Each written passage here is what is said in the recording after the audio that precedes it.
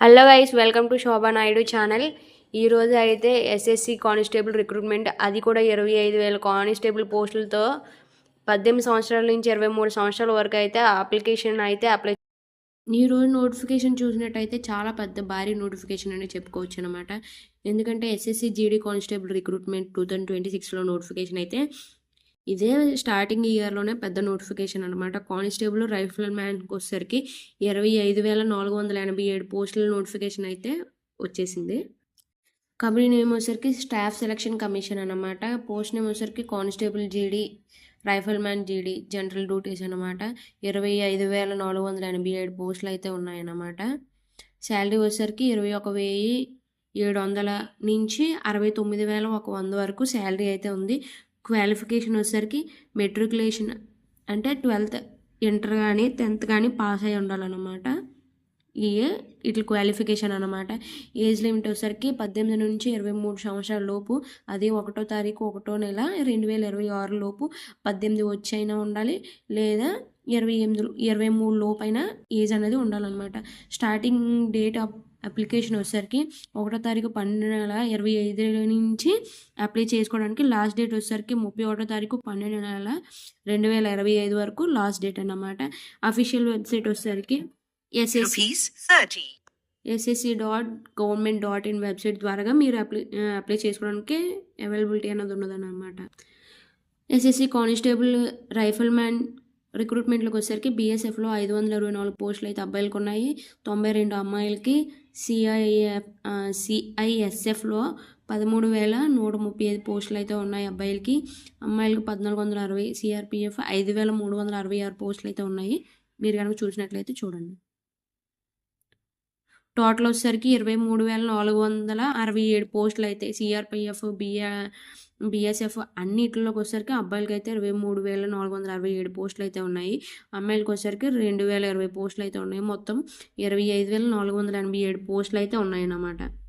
ఇప్పుడు చూసినట్టయితే eligibility age అది ఇండియన్ సిటిజన్ అయ్యి ఉండాలి. చూసినట్టయితే must except Assam and specified categories mention చేశారంట. మీకు డిస్క్రిప్షన్లో లింక్ ఇస్తాను, ఇంకా పూర్తిగా చాలా డీటెయిల్గా అనేది ఉన్నదన్నమాట. దీనికి ఏంటి అవన్నీ 12th 10th కంపల్సరీగా పాస్ అయ్యి ఉండాలి.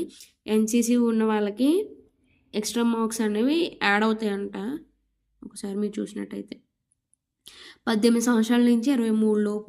ఏజ్ రిలాక్సేషన్ వచ్చేసరికి ఎస్సీ ఎస్టీ వాళ్ళకైతే 5 సంవత్సరాలు, ఓబీసీ వాళ్ళకి 3 సంవత్సరాలు, ఎక్స్ సర్వీస్ మ్యాన్కి అయితే 3 సంవత్సరాలు అన్నమాట మిలిటరీ సర్వీస్లోకి. వీళ్ళు ఎవరో 1984లో రియోట్ విక్టిమ్స్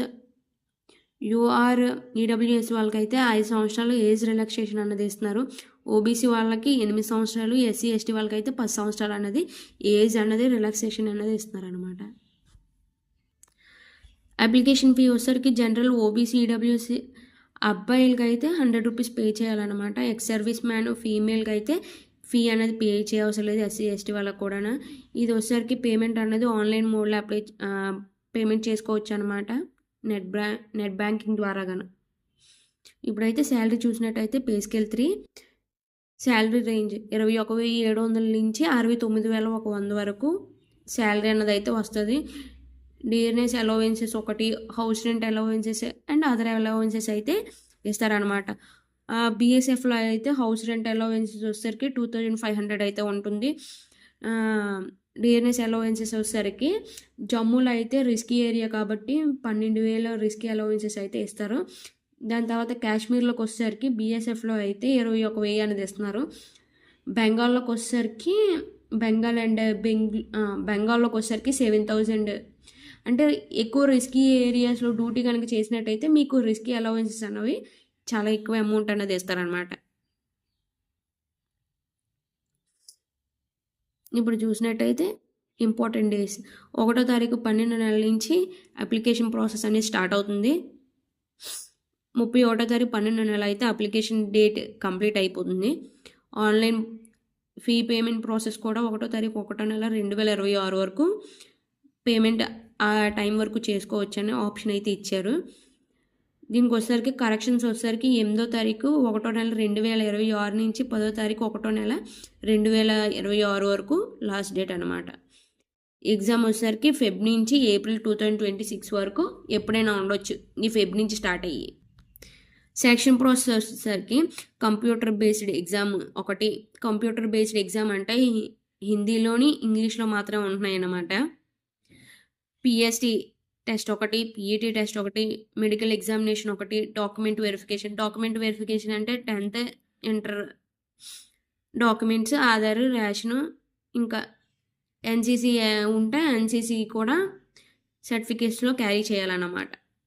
ఇప్పుడు చూసినట్టయితే ఎలా అప్లై చేయాలి, ssc.government.inలోకి అప్లై చేసుకొని కంప్లీట్ 1 టైం రిజిస్ట్రేషన్ కంప్లీట్ అయిన తర్వాత అప్లికేషన్ ఫామ్ అనేది జాగ్రత్తగా చదువుకొని ఒక ఫోటో, సిగ్నేచర్, అక్కడ అడిగిన డాక్యుమెంట్స్ అనేవి ఇచ్చి అప్లికేషన్ ఫీ అనేది పే చేసిన తర్వాత సబ్మిట్ డాక్యుమెంట్ కొట్టి ప్రింట్అవుట్ తీసుకోవాలి. మీరు చూసినట్టయితే ఎగ్జామ్ వచ్చేసరికి హిందీలో ఇంగ్లీష్లో మాత్రమే ఉంటుందన్నమాట. ఏమైనా ఇష్యూస్ అవి ఉంటే జాగ్రత్తగా చూసుకోవాలి, లాస్ట్ డేట్ వరకు ఉండొద్దు. ఎందుకంటే సర్వర్స్ అవ్వవు కాబట్టి లాస్ట్ డేట్ వరకు వెయిట్ చేసి లాస్ట్ డే అప్లై చేద్దామంటే సర్వర్స్ అవ్వకపోవచ్చు. మీరు జాగ్రత్తగా చూసుకొని ఇన్ టైంలో అప్లై చేసుకోండి. ఇంకా ఫర్దర్గా ఇంకా ఏమైనా డౌట్స్ ఉంటే ఆ లింక్ అనేది డిస్క్రిప్షన్లో ప్రొవైడ్ చేస్తాను. అది కనుక మీకు యూజ్ అయితే అది ఇంకా డీటెయిల్డ్గా కావాలి అనుకుంటే ఎగ్జామ్స్ ఎప్పుడెప్పుడు అనేది కూడా మెన్షన్ చేశారనమాట. అది నేనైతే కింద లింక్ అనేది డిస్క్రిప్షన్లో యాడ్ చేస్తాను. Thank you for watching my video. Please subscribe my videos.